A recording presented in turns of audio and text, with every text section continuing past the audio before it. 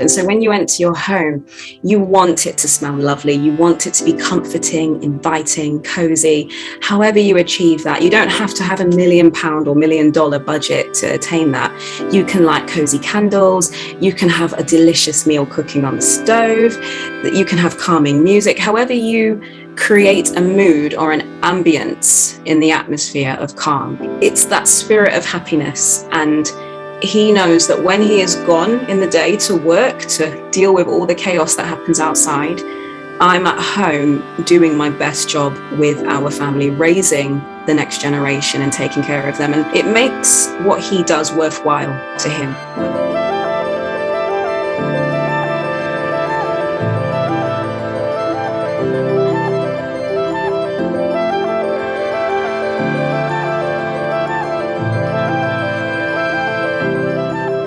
Hi, I'm Dixie Anlin Forsyth, and I'm so excited to have here today with me Eliza. And your last name is Timbo, right?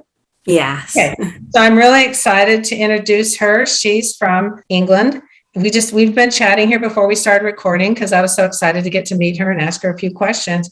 So in introducing her, I'm just going to say that she has a wedding business. It's called, I want to say it right, Bespoke Vintage Castle. Is that correct? Yep. Yeah, perfect. She makes heirloom wedding accessories, brooch, bouquets, and hair pieces based on modern runway trends with added vintage elements. And you really need to check out her site because these are really stunning pieces. As you can see, she looks like she's wearing one right now. And she says when she first became a housewife, she wanted to make a little pocket money on the side. So she's been doing this for almost a decade.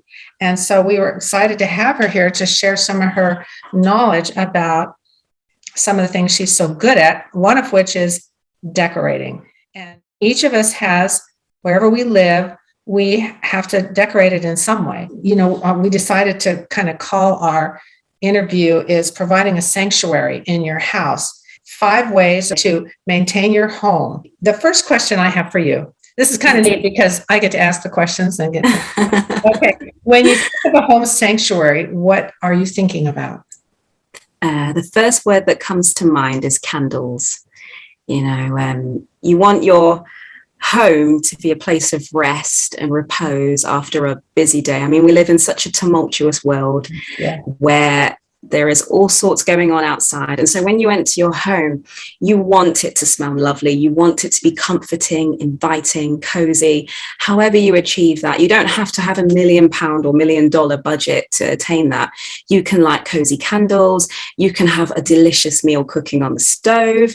You can have calming music. However you create a mood or an ambience in the atmosphere of calm. And I just think it's so rewarding for my husband. I know he appreciates coming home to a happy family in a warm, inviting environment. I totally agree, because who wants to live at their office or their place of work? Absolutely not. Okay. No. And I absolutely agree. So the second question is, why do you think having a peaceful home sanctuary is important for everyone, whether you're single, married, kids, no kids? Why is that important? That's a good question. I think it's important, number one, to build lifelong habits that you, whatever state of life or stage of life you are in at that point, it's better to build lifelong habits. And I was really inspired by my own grandmother when I was in my teens. I grew up in a single parent home, and my grandma raised a family single-handedly herself. And so whenever I would go to her house, there was always food. It was always cozy. It was always delightful. Everything had a place, everything had an order. And I was 15 when I started to observe that. And I thought, you know what? I want to be like this when I'm older. I was so inspired in my teens by the routine. It's like every day at the same time, we had dinner, we had supper, we'd go to bed. And that order, even in my youth, gave me a feeling of safety. And so growing up now, before I was even married, as soon as I got my first home, I was tidy.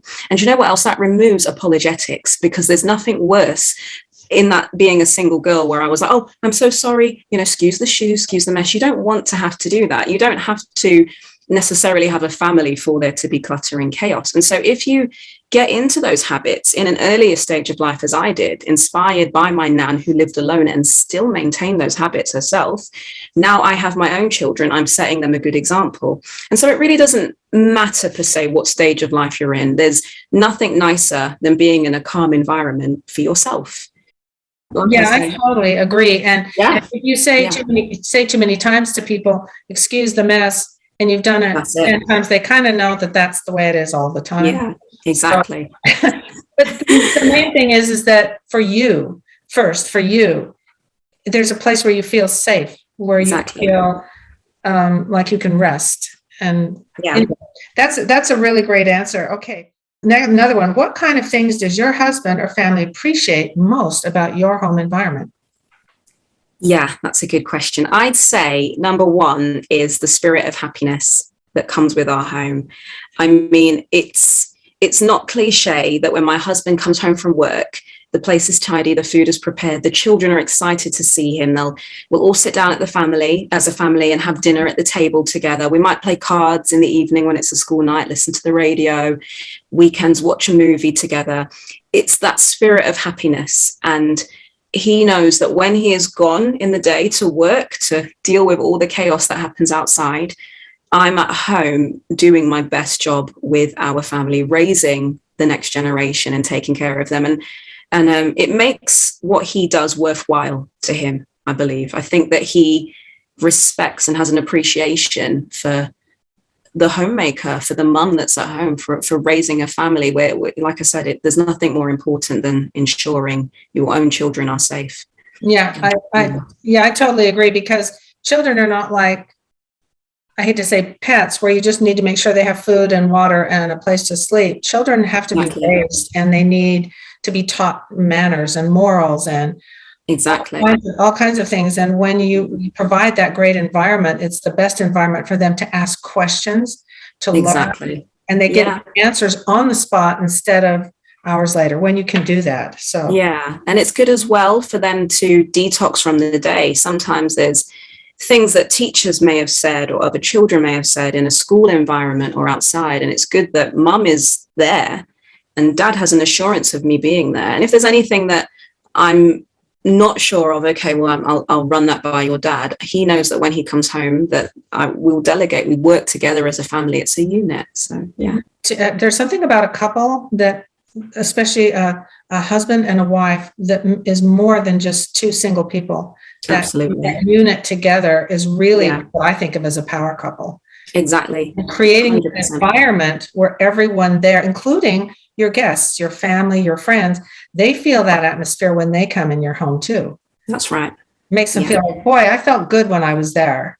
And the food, the manners, the whole ambiance of it. So next we're going to move to, I said 5 tips. It doesn't have to be 5, not only to create a home sanctuary, but how to keep it and maintain it. As we know, you can move into, you just said, we were talking before how you moved into your house last year, I think. When you move into a place, you decide where you put your furniture, where you put your pictures on the wall and everything. Once you have that in place, it's not done. You have to maintain, and you have to constantly update, sometimes launder things, pillow covers, dusting, everything. So it isn't just you're done and then you just sit there. So what are some of your ideas, tips that you might have?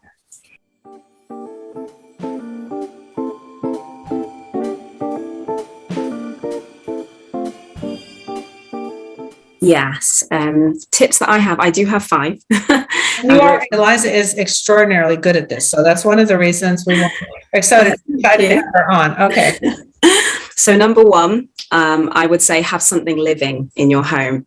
And what I mean by that is fresh flowers, anything beautiful. A home is about life. Mm-hmm. And whether that is through pets or children or your spouse, your beloved, it is about living things. So make sure your home is full of life, full of fresh flowers, fresh fruit in the garden, fresh vegetables growing. Just that idea of growth and living things really encapsulates the spirit of home and makes it just a wonderful place to live. For your children growing up in that environment, they can see the progress of a fruit as it takes shape from a seed, or flowers that you grew from seeds and now you can put them in a bowl in your living room. That idea of life is number one.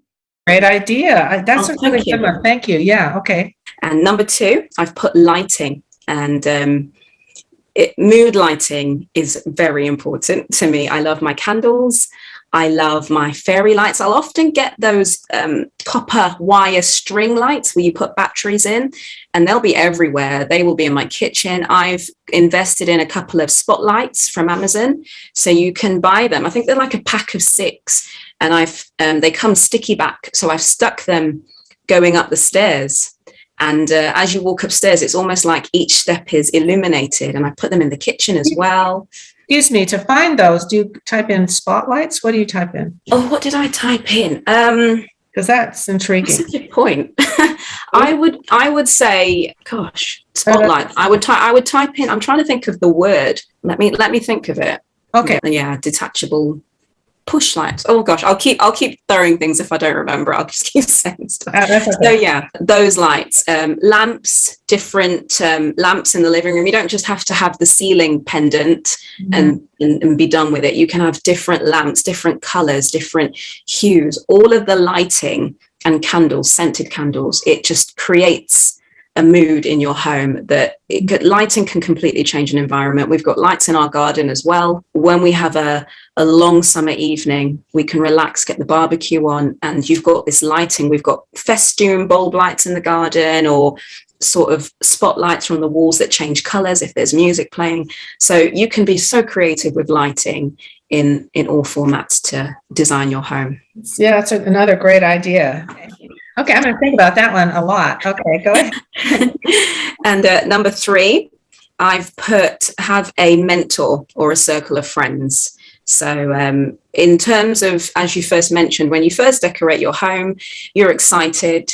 And as months pass, the ideas can get a bit stale. You can run out of inspiration sometimes. There's always internet platforms and apps that you can use to redesign stuff. But if you have people in your social circle, some friends, a mentor, somebody who is a homemaker as well, that you can help each other out. You'll swap recipes, you'll swap tips, you will even swap children's clothes as time goes on and your children grow together. It's also good to have somebody who you can even upcycle a piece of furniture with. If you've got that friend who can come round and paint something or do the gardening with you, decorate with you, and vice versa. You've got that friendship with somebody else, and you keep each other on your toes in a healthy way. You can bake cookies together, and that way you get your children together. You have that outside connection, and it stops you from, not myself, because I am quite a homebody and I am okay in my own company, but for housewives that are in it for the long term, if you can connect with other housewives or a mentor, it's very helpful to keep inspiration flowing in your home. And when you're talking, I was thinking your mentor doesn't have to even live in the same town because of the internet. I mean, you can do like we're doing. Exactly. And you can FaceTime with people, and they'll get that inspiration. Yeah, exactly. And I've gleaned so much inspiration myself from Fascinating Womanhood. So that mentorship has come through a book form. And because I am, like I say, okay in my own company, I felt connected to Fascinating Womanhood through that sort of twin mindset through the pages of a book. And so, yeah, my mentor came from America. Okay. The last one is that I've written is to keep learning, to keep growing. So in terms of changing your home, renovating, decorating, if you do a workshop, if you do a cookery course, if you get an allotment to grow vegetables, you are forever, or even like a knitting course or a sewing course, you're forever learning something. So you take your pieces in your home become personal, because once you've done a knitting course, for example, you then knit your children a blanket, or if you've done a sewing course, you then sew yourself some festive cushions for Christmas. And so you change your home over the seasons whilst continuing to stretch your imagination to learn, to find out the latest techniques and the newest way of doing things. And so you think, okay, I've been to, I've got, for example, an allotment now. So now my cooking is going to be elevated because I'm growing my own vegetables, I'm growing my own fruit. And so through that, you get some casserole dishes, or you get a slow cooker, and you make new recipes. And so you're constantly teaching yourself through the domestic science of being a housewife. You never stop learning, you never stop growing. And I find that because I like to make grandmother and grandfather clocks, and I do a lot of creative things, doing something creative makes me happy. And I think it makes, because it's so positive. We live in such a negative world, especially with the internet and all the negative comments that come at us all the time. Yeah. When you're doing something, engaged in doing something creative, and you don't have to be a talented painter or even sewing. There's, like you said, simple things like cushions. And I was going to ask you, do you also rearrange things ever for a new look in your house? All the time.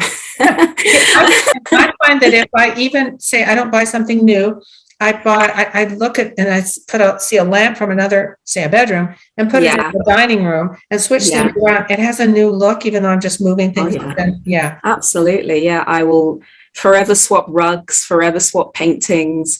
Even something as simple as a tray. I've got a few mirrored trays or gold trays. So I might put it on the bottom of my bed, and then style it with some petals or some candles and put that there. Or then the next day I'll be like, well, actually, let me take it to the kitchen, and then I'll put some lanterns on it and some little tea lights. And you can rearrange so many things in your house. You don't have to, it doesn't have to cost the earth, just simple rearranging. Yeah, and most of the things you have mentioned are things you can be creative and do mostly yourself, instead of going to expensive antique stores and buying things.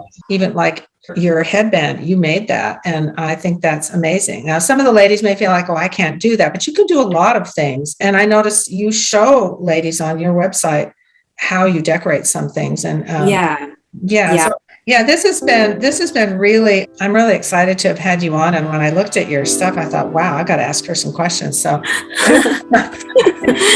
so thank you so much for joining us. And I'm sure that I know I've gotten a lot out of it. I'm going to be keeping in mind all these things that you suggested.